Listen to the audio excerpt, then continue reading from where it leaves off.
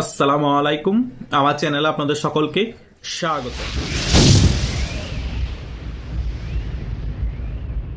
বাংলাদেশ জামাতে ইসলাম আরেক নতুন নাটক শুরু করে দিয়েছে বাংলাদেশে।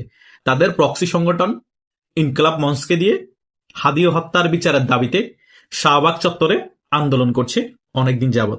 সেখান থেকে বিভিন্ন ধরনের বক্তব্য দেওয়া হচ্ছে, সেখানে নারী পুরুষ রাত্রি যাপন করছে এবং সেখান থেকে আলটিমেটাম দেওয়া হচ্ছে। বলা হচ্ছে হাদির হত্যাকারীদেরকে যদি ধরে বিচার না করা হয় তাহলে আমরা যমুনা ঘেরাও করব। তারা কালকে রাতে 8 বিভাগে অবরোধ ঘোষণা করেছে, মানে আজকে অবরোধ করবে 8 বিভাগের মধ্যে।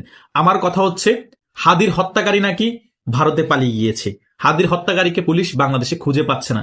তাহলে তারা সেটা জানে যে ভারতে যদি তার হত্যাকারী পালিয়ে যায় তাকে ভারত থেকে এনে বাংলাদেশে বিচার করতে পারবে না। তাহলে এই আন্দোলন কেন? পুলিশও জানে তাকে বাংলাদেশে ফিরিয়ে এনে বিচার করতে পারবে না, এখন তারা এই আন্দোলনটা করছে কেন? এই আন্দোলনটা হচ্ছে তাদের মেটিকুলাস ডিজাইনের অংশ। জামাত যেটা করতে পারছে না, তাদের প্রক্সি সংগঠনকে দিয়ে ডক্টর ইউনূসকে চাপে রাখতেছে, বিএনপি কে চাপে রাখতেছে। বিএনপির সাথে হয়তো বা চাপে রেখে একটা বনিবনা করার চেষ্টা করছে যে তোমরা যদি আমাদের সাথে বনিবনা না করো, ইনকলাব মঞ্চকে দিয়ে যে কোনো একটি আন্দোলন সংগঠিত করে যমুনা ঘেরাও কর্মসূচি দিয়ে নির্বাচন বানচাল করে দিতে পারি, দেশের মধ্যে একটি অরাজকতা তৈরি করতে পারি, তাহলে বাংলাদেশে নির্বাচন হবে না। আর নির্বাচন যদি না হয় তাহলে তোমরা ক্ষমতায় আসতে পারবে না, এটাই তো। তা না হলে ফয়সালকে নিয়ে এত নিউজ হচ্ছে, ফয়সালই শুধু গ্রেপ্তার হয় না, আলমগীরই শুধু গ্রেপ্তার হয় না, যারা হত্যাকারী এবং হত্যাকারীর সহায়তা তারাই গ্রেপ্তার হয় না। পাশে চুনোপুটি কে কত কোটি টাকা চেক দিয়েছে, কে কে জড়িত ছিল, কোন ওয়ার্ডের ঢাকার আওয়ামী লীগের কাউন্সিলর ছিল, তার মারে ধরে নিয়ে আসতেছে, তার বোরে নিয়ে আসতেছে, তার বান্ধবীরে নিয়ে আসতেছে। আরে ভাই, বান্ধবী কি বলেছে ফয়সালকে গুলি করে হাদিকে হত্যা করতে? তার বউ কি বলেছে তার বাবা মা কি হত্যা করেছে? আন্তাজি সকল কার্যক্রম চলছে বাংলাদেশের মধ্যে। পুলিশের দোষ দিয়ে তো লাভ নাই। পুলিশ কি করবে? হত্যাকারী ভারতে পালিয়ে গিয়েছে, কিন্তু তারা জেনেও এখন শাহবাগের মধ্যে ইচ্ছা করে অরাজকতা সৃষ্টি করার চেষ্টা করছে। বাংলাদেশে যমুনা ঘেরা করবে, বারবার আলটিমেটাম দিচ্ছে, ডক্টর ইউনূসকে আতঙ্কিত করে তুলছে। এখন ডক্টর ইউনূস যদি নির্বাচন দেওয়ার আগে যমুনা ঘেরাও করে ডক্টর ইউনূসের পতন করে ফেলে, তাহলে তো ডক্টর ইউনূস সেফ এক্সিট পাবে না, পালাতে পারবে না, পরিস্থিতি খারাপ হয়ে যাবে। এখন ডক্টর ইউনূসকে সে কারণে ভয় দেখাচ্ছে যে আপনি যে নির্বাচন দিয়ে সেফ এক্সিট নিতে চাচ্ছেন বিএনপিকে ক্ষমতা তুলে দিয়ে, সেটাও পারবেন না।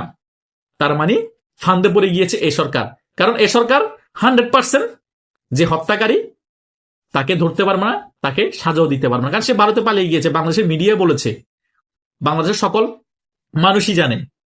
তো যে বিষয় সকলে জানে, যে বিষয় ক্লিয়ার, যে হত্যাকারীকে আমরা সাজা দিতে পারবো না, তাকে গ্রেপ্তার করতে পারিনি, সে ইন্ডিয়া পালিয়ে গিয়েছে, তাহলে এই আন্দোলনের মানে কি? আর ফ্রি মিক্সিং কেন? আর এই আন্দোলনের মধ্যে এত মানুষ, এত মহিলা কোথা থেকে এসেছে?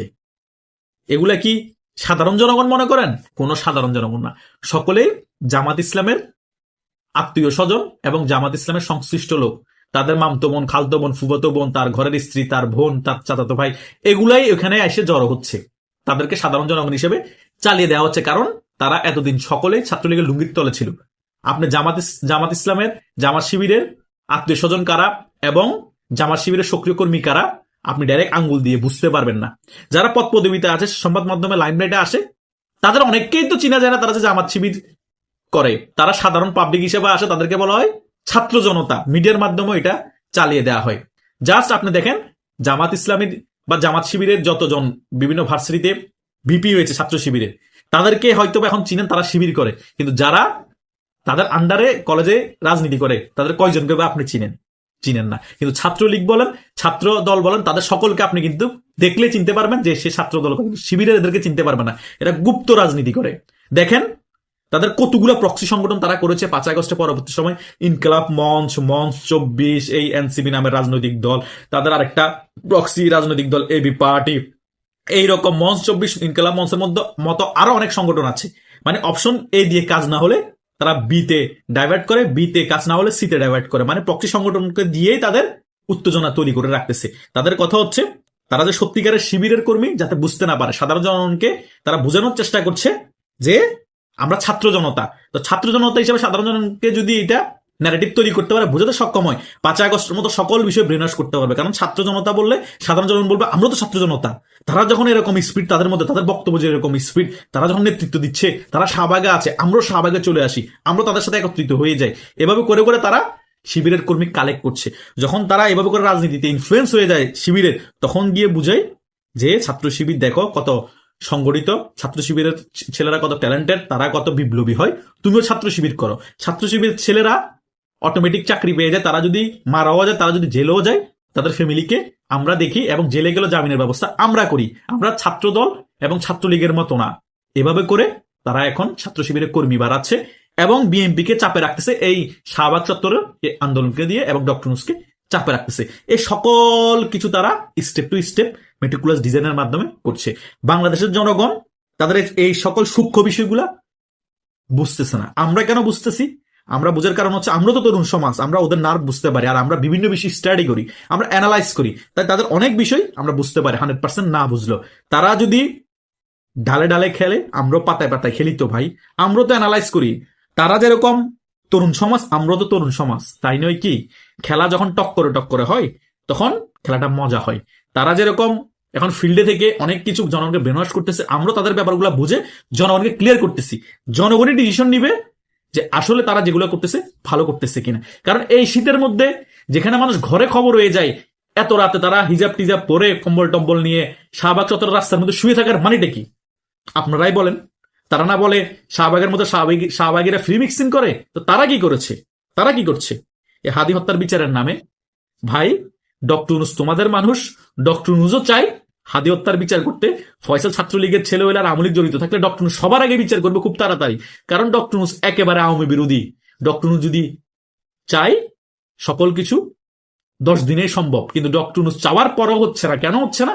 হত্যাকারীরা তো ধরতে পারতেছে না। হত্যাকারী ভারত গিয়ে বসে আছে, মিডিয়াই প্রচার করেছো, তোমরাই প্রচার করেছো। তোমরা আবার এমন ন্যারেটিভ তৈরি করার চেষ্টা করেছো যে হত্যার পিছনে মির্জা আব্বাসও জড়িত। হত্যার 5 মিনিটের মধ্যে ভিডিও করা শুরু করে দিয়েছো তোমরা, যে শাহজাহানপুরের একটা বাড়িতে হামলা করতে হবে, বুলডুজার রেডি করো। তোমরা একবার বিএনপিকে এটার ফান্দে ফেলতে চেয়েছ, পরে যখন দেখেছ এটা কাজ হবে না, পরে আওয়ামী লীগকে ফান্দে ফেলেছ। এখন দেখেছো আওয়ামী লীগেরও ব্যাপার জড়িত না, পরে ইন্ডিয়ার নাকি জড়িত, দেখো যে জড়িত না। এখন বলতেছো হত্যাকারীর বিচার করতে হবে, হত্যাকারীকে করতে হবে, পরে তার মা বোন তার 14 গোষ্ঠীকে অ্যারেস্ট করাইতেছ। তারপরে যখন হচ্ছে না, এখন আন্দোলন শুরু করে দিয়েছো, রাত দিন 24 ঘন্টা শাহবাগে শুয়ে থাকতেছো, জনগণের দুর্ভোগ করতেছো, এবং ডক্টর ইউনূসকে থ্রেট দিচ্ছ যমুনাও ঘেরাও করবা। আরে ভাই, এগুলা করে কোনো লাভ নাই। জামাত শিবিরকে আগামী নির্বাচনে জনগণ 20টার উপর আসন দিতে হবে না, এবং হয়তোবা 20টাও পাবে না। বিএনপি যদি দয়া করে জিতাই দেয় তাহলে 20টা আসন পাবে, তা না হলে 10টার উপরে জামাত ইসলামী বাংলাদেশে আসন পাবে না। মায়ের উপর রাখবে নির্বাচনের দিন বিএনপি। ভাই, বিএনপি সাংগঠনিক দক্ষতা মক্ষতা বুঝবে না। বিএনপির অনেকগুলো আছে যে লুঙ্গি কাঁচা দিয়ে হলদাই দিব বিভিন্ন গ্রাম অঞ্চলে, আসলেই হলদাই দিবে।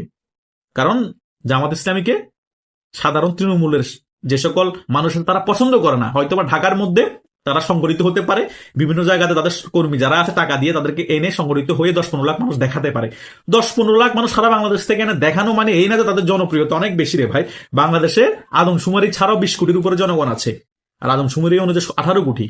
18 কোটি 20 কোটি মানুষের মধ্যে ঢাকার মধ্যে 1 কোটি মানুষ জড়ো করা কি বড় বিষয়? আওয়ামী লীগ যদি চাই বাংলাদেশে, তো এখনো এই দুরবস্থায় যদি তাদেরকে আক্রমণ চালানো না হয়, পুলিশ ডিস্টার্ব না করে, কোনো রাজনৈতিক ডিস্টার্ব না হয়, তারা তো অটোমেটিক 3-4 কোটি মানুষ জড়ো করতে পারবে। সবাই চলে আসবে, টাকাও দেওয়া লাগবে না, তাদের কাছে টাকাও পৌঁছানো লাগবে না। এটাই বাস্তবতা। তাই যতই মেটিকুলাস ডিজাইন করো, আমরা তো সমাজ আছি তোমাদের ষড়যন্ত্র জনগণের কাছে তুলে ধরার জন্য।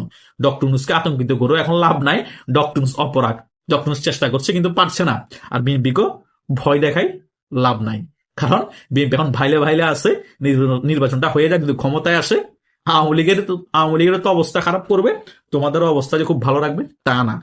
বিএনপি যখন একেবারে ফাঁদে পড়ে যাবে, গর্তে পড়ে যাবে, তখন আবার তোমাদেরকে টানবে যে তোমরা এক হয়ে যায়, আওয়ামী লীগের সাথে ফাইট করতে হবে। কারণ আমাদের পতন হলে তো আওয়ামী লীগ আমাদের দুইজনেরই পাছার চামড়া রাখবে না, এটা অনেক পরের বিষয়। কিন্তু প্রথমত তোমাদেরও পাছার চামড়া রাখবে না, আওয়ামী লীগেরও পাছার চামড়া না রাখার চেষ্টা করবে বিএনপি ক্ষমতায় আসার পরে। কিন্তু সবচেয়ে বড় বিষয় হচ্ছে আগে নির্বাচনটা হোক, তারপরে বিএনপি ক্ষমতায় আসুক, তার যে প্রধানমন্ত্রী হোক, পরেরটা যখন হবে তখন দেখা যাবে। এখন জাস্ট এগুলো অনুমান নির্ভর সকল কিছু 100% হবে যে তাও না, কিছু এদিক ওদিক হয়েও যেতে পারে। তাই আশা করছি সকল বিষয় আপনারা বুঝতে পেরেছেন।